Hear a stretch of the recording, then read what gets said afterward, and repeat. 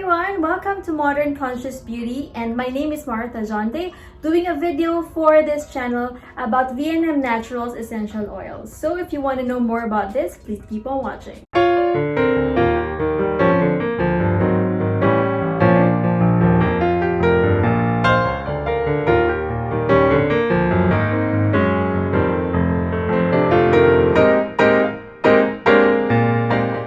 Essential oils is a big part of my healing when I got sick 4 years ago. So, if hindi nyo pa ako kilala, you can go to my YouTube channel, Martha Jonte, and you will know more about my journey. So, I was diagnosed with anxiety disorder with agoraphobia. So, that means I'm really scared to go out of the house because I feel like something bad's gonna happen to me. And then it developed into health anxiety, and until now, I'm suffering from the symptoms, but it's actually parang manageable na, and I only healed myself using natural methods. I really want to share this to all of you kasi natural lang lahat yung ginawa ko na ways to heal myself from that mental disorder. And I did acupuncture, I did naturopathic doctor, and also, like what I've said, essential oils is a big part of that healing. If you want to know more about my journey with anxiety disorder, I have it all on my channel. Meron din akong video doon na diniscuss ko yung iba't ibang gamit ng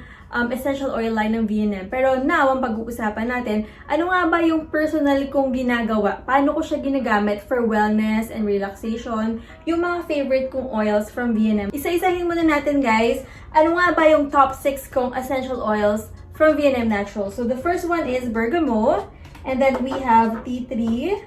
We have frankincense, which is maybe my top.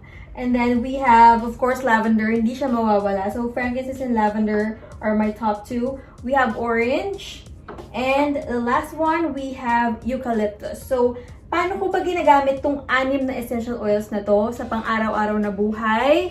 Sa relaxation, sa anxiety, sa wellness, at kung ano-ano pa, guys. So, unahin muna natin itong tea tree, guys. Tea tree oil is known as antiseptic, antibacterial. So, first use ko dito is for pimples. So, I always get a lot of zits all over my face, even minsan sa neck pa, sa batok, pag malapit na ang aking period. So, ovulation time, ayan, lumalabas na sila. So, tea tree oil helps me dry up those zits para hindi na siya lumaki at hindi na siya magsugat at hindi magkaroon ng mark. So, what I do is I just put a drop of tea tree on a cotton swab, or a Q-tip, and then nilalagay ko lang siya dun sa mga zits area. So, merong konting sting, pero hindi naman siya masakit. But, garantisado, guys, your zit will dry up quickly with tea tree oil. Isa pang gamit ko sa tea tree oil, nilalagay ko siya sa diffuser together with my eucalyptus. It helps me breathe easier. So, especially ngayong COVID pandemic, very useful tong tea tree when you diffuse it sa diffuser. So, that's how I use my tea tree oil. Okay? So, ayan. Next up, we have here eucalyptus. So, sabi ko kanina, I diffuse it with my tea tree oil or by itself. So, sa Young Living ko na diffuser, 5 drops of this, enough na siya. And sobrang bango na ng kwarto. And it really helps you parang decongest, di ba? Kapag, especially pag may sipon or may ubo, ganyan. So, isa pang gamit ng eucalyptus oil for me is I mix it with lotion. If I want to parang sa pag-inhale, yung parang mas magaan yung paghinga, minimix ko siya ng konting 1 drop lang sa lotion ko, tapos I spread it all over my body. Or pwede rin naman sa carrier oil, sobrang relaxing ng eucalyptus. So, depende sa trip ko sa araw na yon. So, that's how I use my eucalyptus oil. Plus, one more tip na pwede nyong gawin is if you want to have a relaxing bath, if you have hot shower in your house or bathtub, what you can do is you can drop some of this eucalyptus oil at sobrang bango sa buong bathroom. Ang sarap maligo, tapos magpatugtugan ng mga jazz or mga French music, ganyan. Sobrang sarap maligo when you have this in your hand. Next up, we have orange here, and it's known to be a mood booster. So, I always use this in the morning kapag nag-diffuse ako para to jump up your day. Next gamit ko rin sa orange is I mix it with bergamot. So, itong dalawa na to, I mix it together. Gumagawa ako ng own body scrub ko actually with this oil. So, what I do is konting sugar lang, tapos water, tapos 2 drops of bergamot and 2 drops of orange. So, yung sugar, 2 tablespoons, tapos konting water. Ikaw na bahala magtansya. Tapos, gawin mo siyang parang paste, and then grabe, sobrang mga body scrub. Sobrang, promise guys, try nyo yun. At sobrang sarap sa katawan, sarap maligo, ganyan. Kung mayroon kayong Himalayan salt sa bahay, pwede ring salt ang gamitin ninyo. Magandang Himalayan salt na yan sa ating katawan din. So, marami siyang mga antioxidant property. So, kung meron ka ng pink Himalayan salt, you can use that. So, ang gawin mo lang din ganun. Kung meron kang oil, like olive oil, Himalayan salt, and 2 drops of bergamot, 2 drops of orange, you're good to go. Since sa pag-usapan na natin si bergamot, I love the smell of this, guys. And it's my top oils for relaxation. Sinamuyin mo lang siya, instant parang it will soothe your mind. So, I can diffuse it by itself actually, or I mix it with lavender, and grabe, sobrang sarap matulog for me. Nakakataan siya, induce siya ng sleep, yung bergamot. And, wala lang.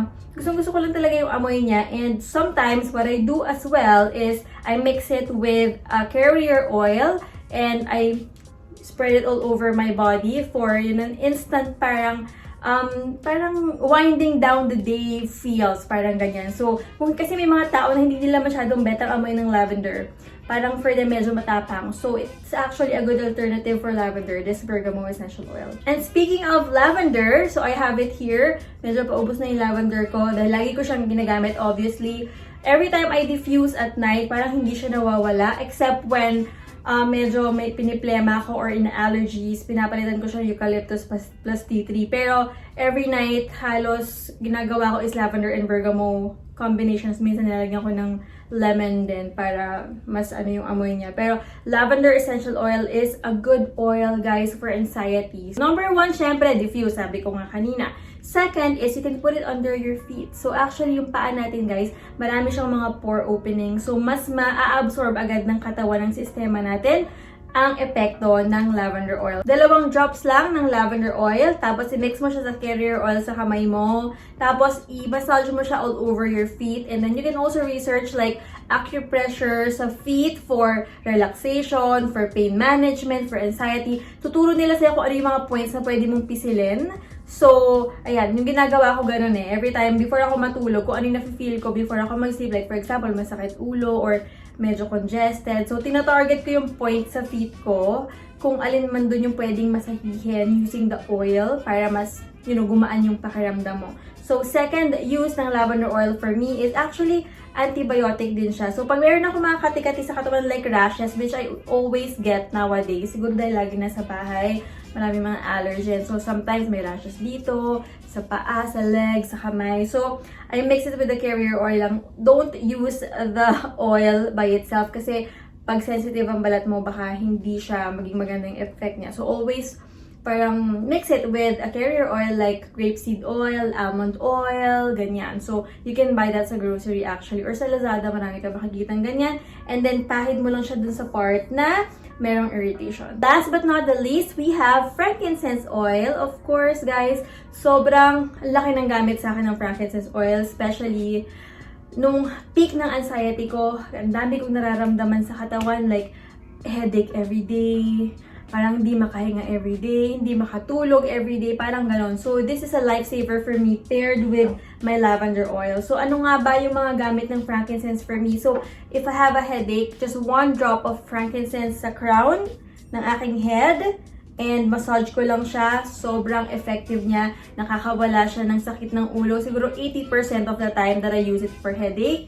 Pangalawa, pag hindi ako makatulog sa gabi, I put 1 drop of lavender oil sa aking big toe and then I massage it. So, both left and right. And then yun, sobrang sarap matulog doing that. And third, of course, diffuse it. So, wag masyadong marami, guys. Medyo matapang ang amoy ni frankincense. So, 2 to 3 drops, pwede na siya for me. And also, it cleans the air inside your room. So, depende na lang. Kung mas malaki yung room, dapat yung diffuser nyo mas malakas and mas maraming patak. So, depende. Tansyahin nyo na lang kung ano yung perfect na combination sa inyo. Frankincense is also good for the skin, guys. If you have like butlig-butlig sa face or if you want to dry up some of the pimples that you have on your face at hindi mo trip yung amoy ng tea tree oil kasi si Zing hindi niya gusto yung amoy ng tea tree, mas na-tolerate niya ang frankincense. So, what I do is 1 drop of frankincense to like siguro 1 teaspoon of carrier oil. Tapos, yun yung imamassage ko all over my face.